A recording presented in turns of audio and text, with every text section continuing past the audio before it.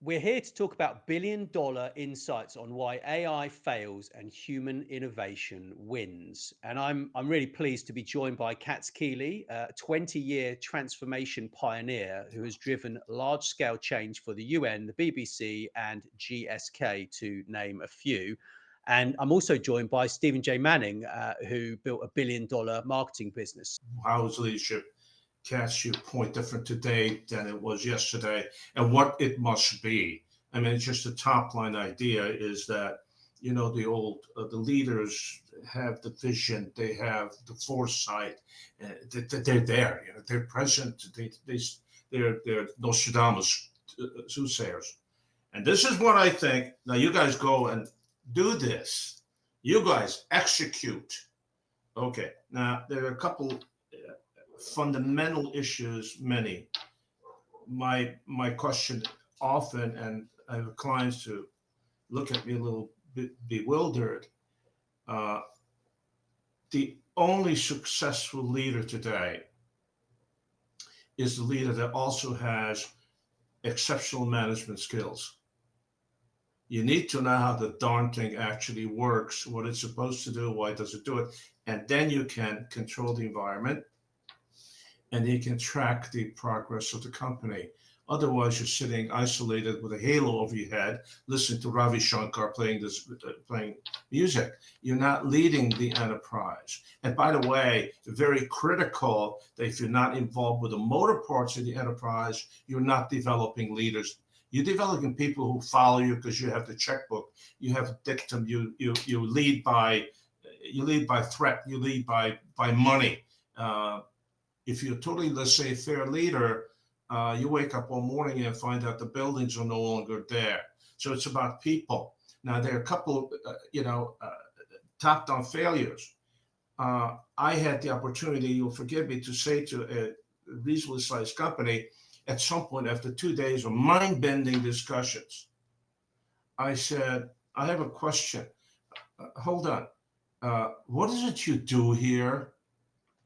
You make cars. What do you do here?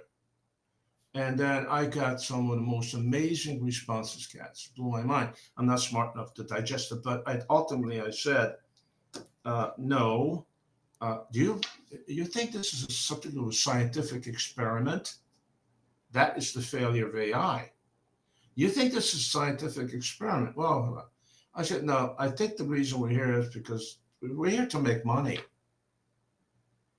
And now, in context of what bringing people into the enterprise, but for people, business would be a snap. So if you don't figure out how to manage people, it's a loser. I remember I had some insight into Apple, and Steve Jobs, whatever the heck else he might have been, pretty smart guy. Okay, we're going to change the box. We're going to do something, iPhone, whatever.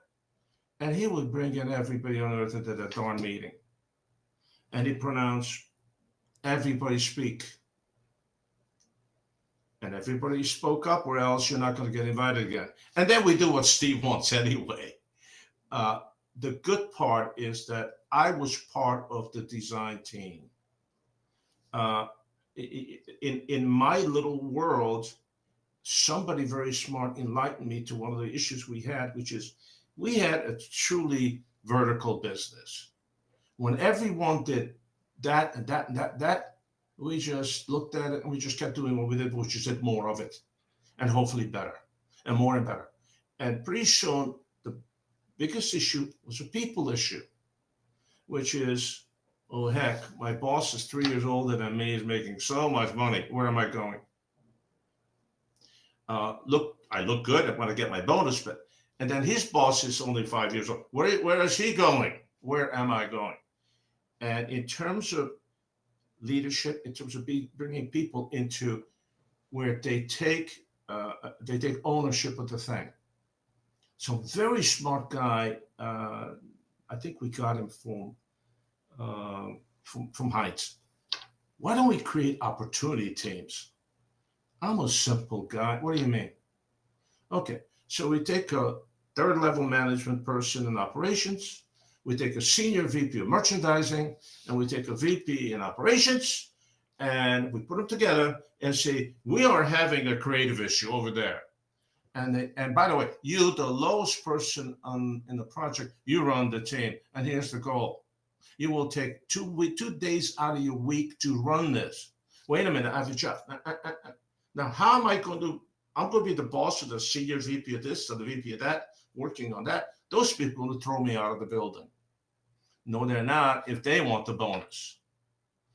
I have never I've never as a career, as a leader, if you will, have experienced that level of excitement. Those people bought into the whole notion that they need to fix that creative problem because that's how we make more money. And it's astounding thing when people decline meetings. I'm busy. I'm doing my thing with the other guys. Say what? It's astounding. It's leading people to lead and to buy it. You know, the whole water cooler thing. Water cooler, hell. You know, I found out that half my management team was out to lunch 2-3 times a week. I couldn't reach them. They were meeting. They were excited. They were important. AI scares the heck out of most people, and most people think it's. Listen, it's astounding to me when a guy I know really well runs IT for an organization. They do about $500 million a year. He showed me the wonderful letter he wrote with the help of Gemini to one of the bigger suppliers. They are the biggest client for that supplier. And they're really annoyed because there's some things missing. Fix it. And he wrote this 2-page letter outlining this, and he showed it to me with a great deal of pride. I said, seriously, you're the biggest client. It's worth several $1 million a year to them. What are you doing? Well, what do you mean? AI, look at this great. I said, maybe you pick up the phone and say, hey, Steve, things are not going well. Can you come in Monday? I have 3 issues. Let's talk about them. See ya. Bye. Well, you can put that on a little email, you know. You think that will work? Yeah, but that's not, what is it not? It's not sophisticated AI output. What exactly are you trying to do? Get it fixed and shave 2.5 cents off a unit. Okay. But hey, listen, you can't get in front of that locomotive. But I am pleased to recount Dave McMillan, who runs Walmart. He has 2.2 million employees, who said, we are not going to lose any employees on account of AI. Not going to happen. 3 years from now, we'll have this 2.2 million people, or we'll grow, and they'll be the same people. And they're not going to lose it. They're not going to lose their job. No. In fact, I just made a deal. He said, quote, I made a deal with Altman, and they're coming in, and there's a bunch of people we're going to train on AI to do better. And then we'll tell 2.2 million people, you want to learn how to use AI? Sign up. Very cool. How about we can all go to sleep because we're not going to lose our jobs? There's 2.2 million Walmart people. Just imagine that, though. 2.2 million people in innovation from the bottom of the business. Yeah, it's like it's a real game changer. But even with these inspirational sort of stories, right? Thank you, Steve. I knew you had masses of value there. I was just thinking, what is Steve going to say here? And I had no idea. Well, sometimes I really have no idea. Nor did Steve have any idea what he was going to say. Well, to be honest, you always share massive value, or I wouldn't invite you to talk otherwise. You know, I honestly, and I'm not trying to be anything other than honest. I get to learn from people like Katz. Same. Once I start listening to you and I start reading you, I learn from that. And my job, if you will, is to try to put that in perspective, things I have seen or known. Because I will never have the theoretical wherewithal that you have. Never. I will never become a good beginner at that. So this gives me a tremendous opportunity to learn, and I thank you, and I enjoyed that immensely.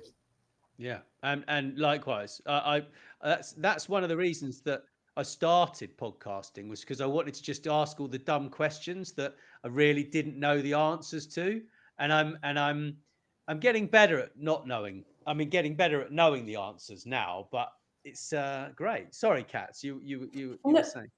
not at all. Sorry, I'm ADHD, so I have a habit of just saying whatever's on my mind and blurting. Please So I do. apologise now. Please do. It's a Please. Hey, superpower. me Not so much. too. Save me from myself. Please do. No, but back to your point about this, creating these sort of cross-sector working groups and the impact that that had. I think one of my biggest aha moments with behavioral science and understanding the way the brain works is that we are tribal. What does that mean? That means that when we are with people who talk like us, who walk like us, who dress like us, who think like us, we produce neurochemicals that make us feel protective of those people. That's why.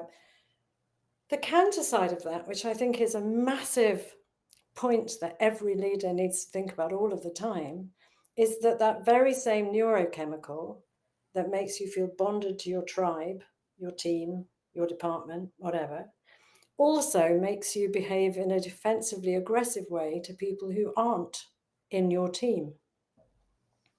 So if you think about what that means in an enterprise where there's teams and departments and regions, one of the things I've found work really well in my work is to bring people together in these working groups, but really spend time allowing them to get to know each other, to look each other in the eye, to feel each other, to get each other as human beings, but make sure they're from all over the lots of different parts of the kind of organizational structure.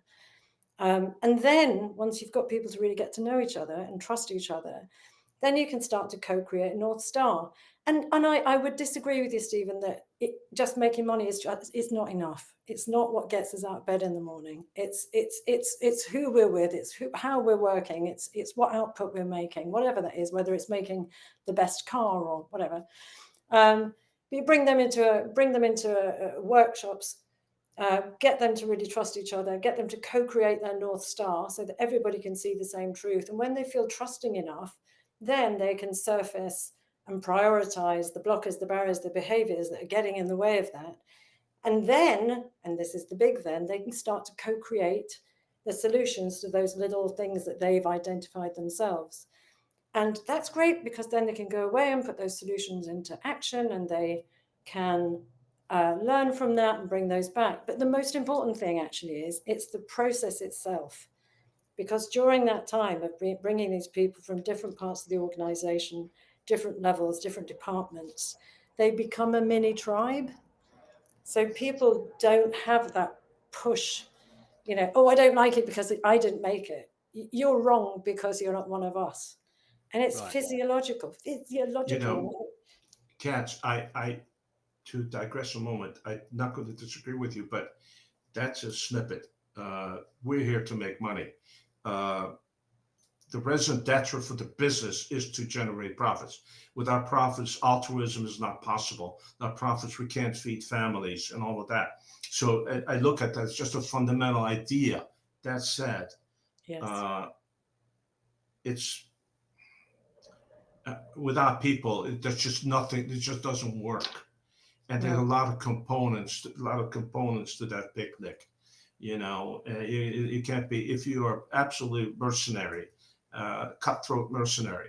That only works when you have a business that's in imminent danger of failing, where you can say, I can save 200 families at the expense of 100. Then it's just straight line ordinary. I've known people in that world, who looked at it so cold that it was scary. Temperature drops in the room where these are a lot of workout people. I knew one man who took over a $4 billion business that was $2 billion in the hole.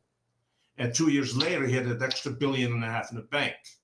And when he started talking, the temperature dropped in the room. It was just so cold. By the way, I offered to work for him for absolutely free for a year for the privilege of attending his meetings. I'll carry the bags, I'll go to the cleaners, whatever, as long as I could sit in a room. Because to watch that was phenomenal. There's no disagreement. No disagreement. It takes without people, where you're going to grow a beard, move to Pavuvu, and drink umbrella drinks. I've thought about doing that actually, but it's not going to happen now. Well, we actually one of my best friend, a partner for 35 years, was shopping for a place to live there, so we can get really heavy and drink a lot of umbrella drinks. Problem is, I don't drink, so that plan fell apart because he wanted the drinking part. It's the whole notion of basic human need to belong.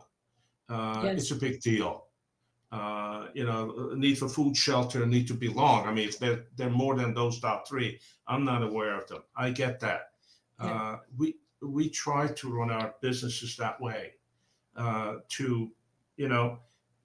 It's a wonderful thing when you pull into a parking lot at a big event, and a person says to you, "Hey, Steve, park here so you don't have to wait to get out." Thank you. Do I know you? Yeah, I work for you. I work in that warehouse over there, and it's okay. Now we've done something right. We've done something right. That happens to be one of the crowning glories of my little career, is to understand the relevance of our people and where they come from. Yes. And we nurtured. We took people from kids to senior folks in the world, which is a good thing. I think that one of the questions you asked, Nathaniel, what are the jobs, if you will, professions, if you will, that are going to be really, really sought after, skills sought after by 2030? You may not believe this, but I think that one of my three, I'm not so sure if it's two or three, is human resources people. Now, I mean that in a rather significant, expansive way. Katz can talk about this for days, I'm sure. I mean the people who will either do it or counsel really solid leaders on the use, on the benefits of the human resource.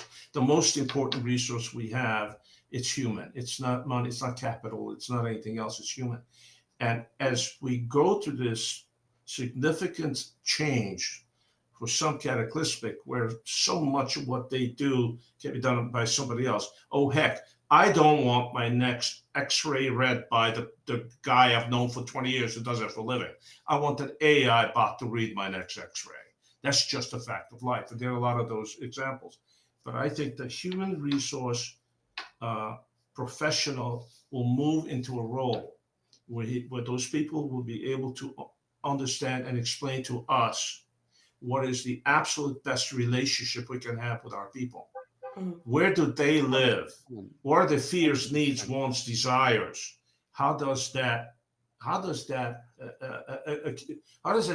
There's a confluence between their needs, fears, desires, wants, and what we can offer. And then we can have that's interesting, isn't it? It leads into the human innovation wins. I was going to ask another question, but I think you guys have kind of answered most of that anyway, really, to be fair. But so onto the human innovation wins, right? What can humans do that AI fundamentally cannot? I mean, we've talked a little bit about that, but what do you think on that one, Katz? And why does it matter for 2030 and beyond? So whatever you may think of WEF, I think a report that came out from them said what's going to be the most important things for leaders to focus on.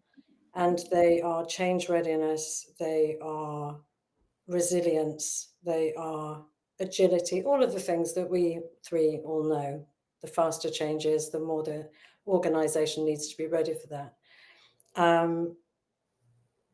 So the things that we can do and it can't do is, as Stephen just said, it's the people piece. It is the connection between people. It is the storytelling so that people are not scared of the tech and the way we're working. It's the collaboration piece. All of these things are social And they, to me, are the things that every leader should be thinking about. How can we, and back to your point, Nathaniel, the idea that everybody in the organization is there to think. I mean, God, when was Toyota thinking about we need to shift the way we work? Every single person needs to have making the organization better in their job titles. That was in 1946 or something, wasn't it? Here we are. And AI, I mean, so there's a stat here. Apparently, MIT Media Labs in their latest report said that 95% of enterprise AI pilots have failed. They've got absolutely zero value. So let's stop thinking so much about AI, the kind of, the new shiny thing, and let's start thinking about what is it we're trying to do as a company. And, back to your point, Stephen, I think, who was it who said that a company's only job is to win and keep customers? And the only way you can win and keep customers is by making sure that your employee experience is absolutely top notch, because your employees are the interface with your customers. So, yeah, I think if it were me, I'd be focusing less on AI for AI's sake and more about how can we use AI to make sure that we're augmenting people so that we can do what we do best, which is connect, collaborate, create together. I think it's so critical what you said, because again, going back in time, at the very early onset of this internet thing, pretty much everybody I knew, except the geeks, and I say that with absolute love, they had no clue what the hell we're talking about. And everyone thought they were roadkill on the superhighway. I don't get it. I don't. Oh, try explain a browser to your pediatrician in 1984. Say what? Now, one of the problems today, and as you said, the shiny penny, shiny penny, and of course, it takes some maturity to recognize that everything is green on the other side. Until you get there, you discover it's astroturf. Now, how many people, and this is something that that thought leaders like yourself will impact, which is how do you take people, which is pretty much, well, most of us, from feeling, you alluded to this, feeling totally left out, feeling this AI thing is just taking over the world. And all I know is I can get help writing a letter. But then the cleaners is talking about AI, and hey, I'm a physician, I still don't know anything about it. How do you say, well, here's what AI is, and here's the utility of it, and don't make this an ongoing scientific experiment, because you will fail. It's not what you do. So how can you use this, and how can you get all these smart people wrap their brains around how to use it? What is good? What is not good? What's use? What's abuse? What's a waste of time? The billions and billions of dollars of time are wasted today on people messing with AI at work. And I go back to not so many years, because remember, data is king. Data is everything. Hey, we were in the big data world 40 years ago, 50 years ago. Now, we didn't call it big data, but we had big data. And I remember the great transition. Data is king. Data is everything. Now, a couple of years ago, a couple of real smart people said, data is good, as is chocolate ice cream. Now, too much of that, it'll kill you. Chocolate ice cream will kill you. Now, so they said, so what is the Rubicon as to data? Because we are flooding the entire workforce with data. I don't care what you're doing, pushing a spreadsheet, there's more data. There's a lot of creative work that AI will do, but not the same thing. Just one moment is when some friend showed me this young man got a job in an insurance company. They do a lot of legal work. He's a file clerk. a quintessential file clerk, because they have paper. They have to have paper. Courts like paper, so they're paper. He's a file clerk. He's creating a resume. So what do you? I'm a file clerk. I'm going to hire you because you're a file clerk. Okay. So what's the creative perspective on being a file clerk?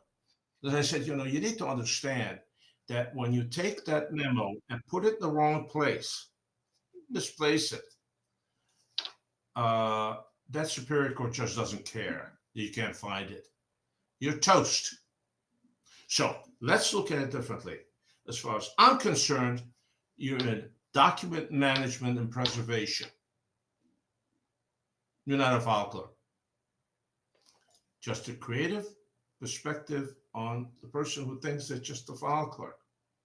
And then when they do take that onto the paper and put it where they're supposed to put it, there's a different degree of care, understanding what the relevance of the job is. And I think that's true whether you're parking the car in the building or whether you're lecturing to a Fortune 100. I hope that we continue to nourish with all the great information that AI can provide the brains of the people around us and encourage them to push to get some level of independent thought. 99% of people are not really going to ever have independent thoughts, but if they think they can, I think it's massive. That pushes you to greatness. I think Absolutely. and Absolutely. again, I like that. I like that a lot. It's quite exciting. I'm excited about the future myself. I think that people, as long as they carry on learning, continue to learn, and keep an open mind to the evolution of actually working alongside AI, because most people, apart from there are many people that are not going to use AI and that have no need to, and they are actually a lot safer at the moment. But once the robots start coming, that's going to be a different thing when they can start actually doing manual jobs. And I don't know how far we are away from that. If I'm honest, that's something that is slightly concerning. If I'm perfectly honest, but I've got 3 questions for you, Katz. What's the biggest misconception leaders have about change, especially when technology is involved? Oh yeah, I think that the greatest misconception is assuming you can just buy it and tell people to use it. It has never worked. It will never work. You either do change with people and take them with you on a journey to somewhere better, or they'll just resist it, or use it badly, or give you bad data. 100%. So, what does the change-ready culture actually look like in practice then?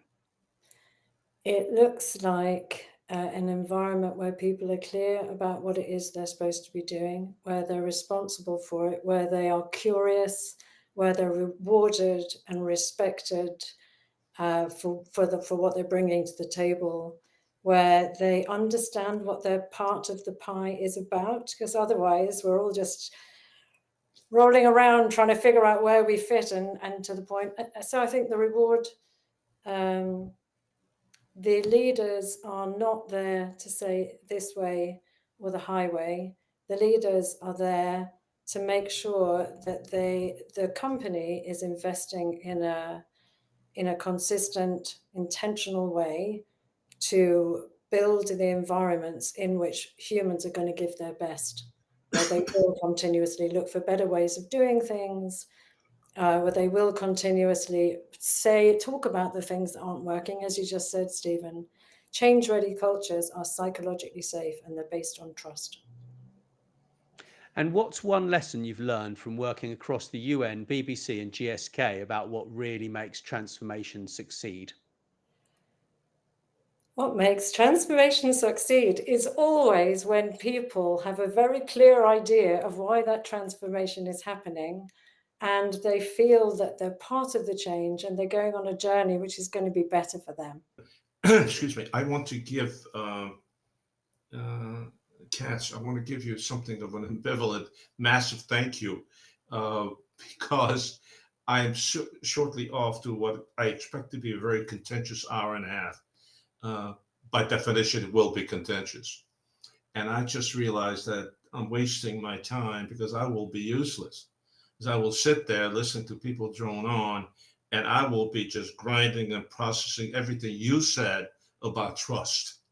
So I'm going to be sitting in a room with people, and I'm going to have cats in my head, in my ear, sitting over my shoulder.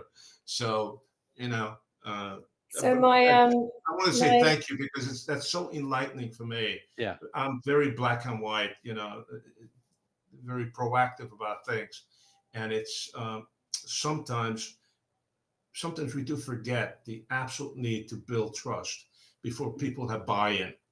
And I think that you highlighted that for everybody watching or listening. My challenge to you is at the beginning of this meeting, at the beginning of every meeting I have, I say to each person, if it's not a huge group, what's making you happy? What's making you sad? And they go, and they're always really delighted to answer.